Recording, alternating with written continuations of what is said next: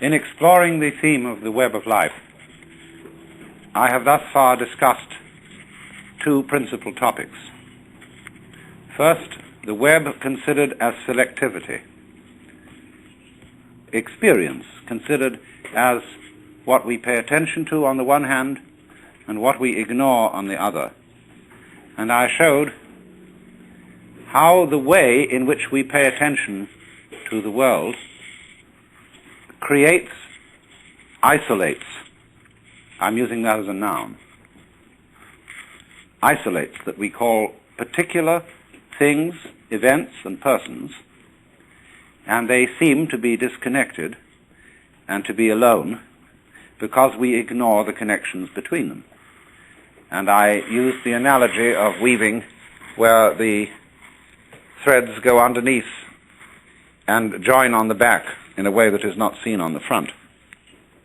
So you might say in the unconscious, although I don't particularly like that word because it makes it seem as if it was something rather dead.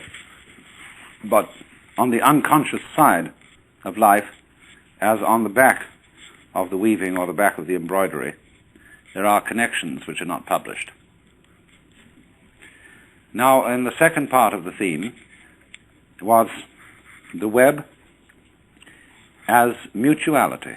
When I discussed the way the existence of a web, the existence of cloth or anything like that, depends on a mutual support of the warp and the woof. And this miraculous thing occurs that when the things support each other, being comes into being, cloth comes into being. And so in exactly the same way, our world is a manifestation of relativity. And this requires a balance, a combination, a relationship of opposites in every domain of life. And although these opposites are explicitly different and even antagonistic, they are implicitly one. And that's the secret. See, these two secrets that we went into. The connection between what are supposed to be separate things and events and the mutual unity between what are manifestly, that is to say openly, for purposes of publication, opposites. Now this afternoon I'm going to take two other aspects of the web. The web is a trap, like the spider's web is a trap for flies. Also, the lovely embroideries are worn by women as traps for men, from a certain point of view. And I want to consider the web as something playful. You see, there are so many ways of looking at it. And you will find that all these ways are right, but what we need is the fullness of the view. There are people, for example, who can see the web as a trap and get stuck with that. There are people to whom existence is simply hateful. They see it as nothing but a ghastly mistake. The Lord really erred when he created this world, because he arranged it in such a way that everything lives by eating something else. And what I'm doing is I'm describing a certain point of view, you see. I'm not exactly philosophizing, I'm describing a point of view. You can look at life in such a way that the whole thing is this ghastly mistake. For example, there is no such thing as genuine kindness or love. Everybody is really pretending that they are loving other people in order to get some advantage from them. And indeed, there is a point of view which occurs in certain forms of paranoia, where people don't seem to be real. They are mechanisms. And you can think that out quite intensely with a good deal of intelligence. After all, if you start from a good old Darwinian or Freudian basis and see that man is a material machine and that the consciousness of man is simply a very involved and complicated form of chemistry, and that's what it is, you see, well, then this awful mechanical things, these Frankensteins that everybody is, they come around and they say, well, I'm alive. I'm a human being, I have a heart. I love, I hate, I have problems, I feel. And you feel like saying, come off it. You're just a monster. And you put on the civilized act because really you're just a set of teeth on the end of a tube. And you've got a ganglion behind those teeth, which you call your brain or your alleged mind. And this thing is really basically there for two purposes. One, to be cunning enough to get something to eat, to put down the tube, and the other, you know what, Mr. Freud's libido.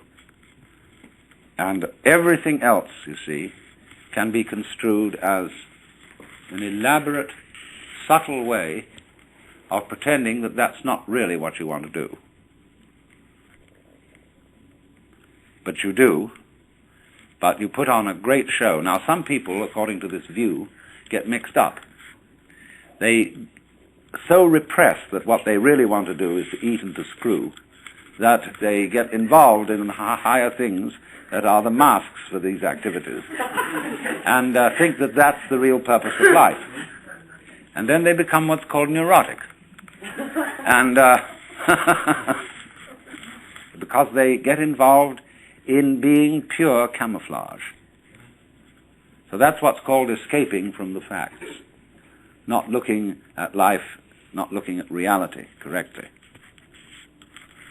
Now, this is a very strange thing, you see, that it is partly true that the universe, so far as its biological aspect is concerned, is this weird system that lives by everybody eating everybody else. Only what we do to maintain what is called order and civilization is that various species make agreements, as it were, that they won't eat each other. They'll cooperate, and so be an enormous gang which can beat down the others. So the human being is the most successful so far of this gangster arrangement. We are the most predatory monsters on earth, and we have cooperated to assault the fish and the vegetables and the chickens and the cows and everything, you see. Only we do it by not letting our left hand know what our right hand doeth. In other words, ladies and gentlemen, unless gentlemen happen to be prone to going hunting as a sport, they don't see their food killed. They don't see the slaughterhouse. And so what you get in the butcher, in the market, a steak, you know, is a thing in its own right. It has nothing to do with a cow. A steak is a thing shaped thus and so, and it looks as if it might be like a banana or something like that, you know, and nobody worries. And when a fish is served up, it does indeed look like a fish, but it's not the squiggly, squirmy fish that comes out on the end of a fisherman's line. You know, when you really fish, you realize that the fish doesn't like it very much. Now, there is that absolutely extraordinary side of things that is really terrifying. And so, let me repeat the illustration I used of the cross in the net, where one side of it is scissors that cut and eat, teeth that chew and get this thing in, and the opening side of it is like James Joyce's in Ulysses, the girl who says yes, and I said yes, yes, yes. She wants to be absolutely ravaged by her man, you see. So it's open, open, open. But now comes if we take the dark view of things, the horrible view. Excuse me if I go into some rather grisly details, but have you ever heard of a vagina dentata? That is the idea that in the sexual organ of the woman there are teeth.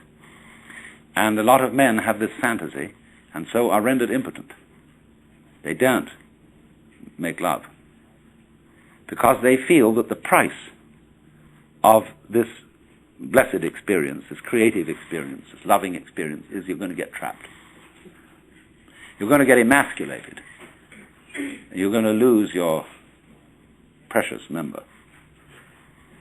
And this is a very ancient fantasy. It appears throughout all known history. Because this is simply the woman's come on, where she attracts, but she is out really to get you. She is basically a spider mother, you see, who is selfish and doesn't really love you. Not really, but says she does. And, of course, there are, on the other side, all the tricks of the men, which go without mention.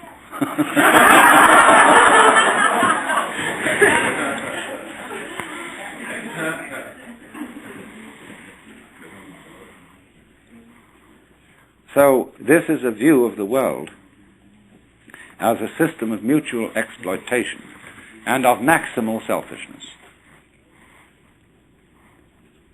Now, it's a very